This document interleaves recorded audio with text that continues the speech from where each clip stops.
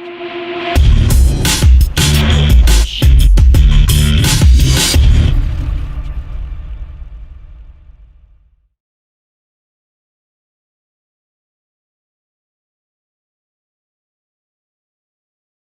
obviously have known you for a long time, but our audience does not know you. Will you please tell them who you are and what you do? I told them that you're an investor.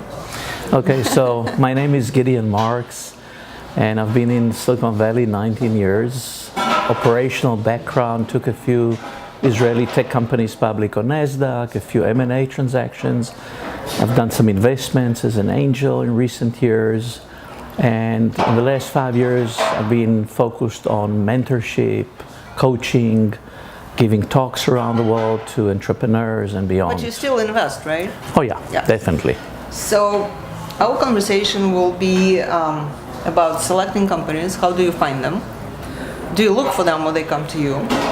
And then I'll ask you to share one of your success stories and something like, well, anti-success, I should say, failure. So, in whatever order.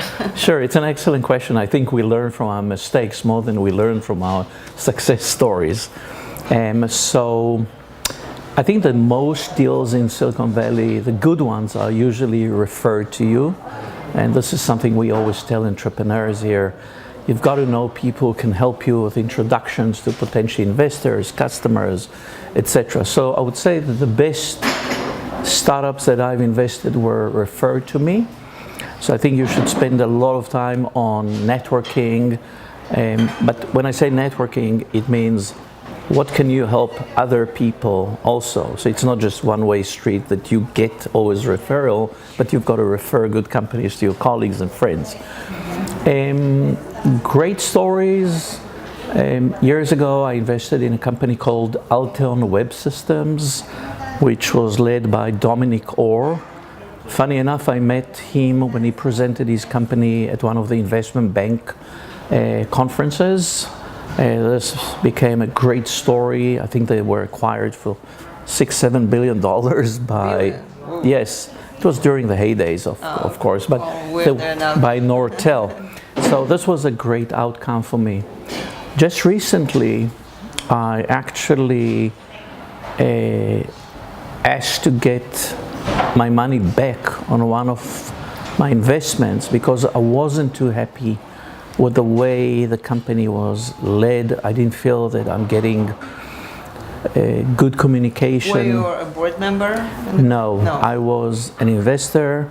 I had a great trust and belief in them, and unfortunately I felt like I wasn't getting the data, the communication. I lost my confidence in the company. So I'm trying to assess why did this investment fail, and I think it goes to the basic.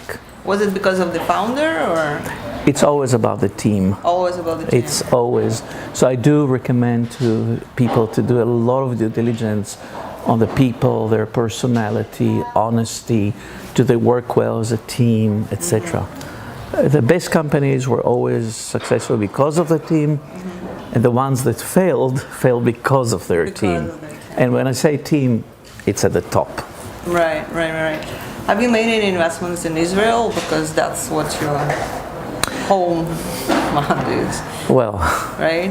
Well, I'm originally from Israel. I've been here 19 years, but so when I talk to Israeli entrepreneurs, at least I can skim all the unnecessary things. I think I can read them easily. But we have a saying in Hebrew, let's put things over the table, so we cut to the chase, etc. So how do you evaluate companies here? Because obviously you have a huge industry expertise and you're a technologist by training yourself, but you cannot know everything about every industry. What do you do when you like a company, but it's not exactly the technology you know in detail? Which is usually the case. And so I do ask a lot of my colleagues who are more experts than me in technology domains. I will always ask other people to give me their opinion, but the final decision is of course mine. So if I was to rate how do I make decisions, first thing is the quality of the team, Second one is to look at their traction, because this is kind of validation to what they're doing.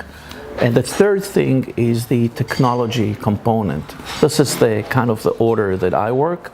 And I do urge people to leverage on other people's expertise. Don't be shy, ask questions, help others, but get help from others. When do you know when the investment is not working out? You don't wait until the company actually dies. So what is that time when you're saying, okay, I lost confidence, let's pull the trigger?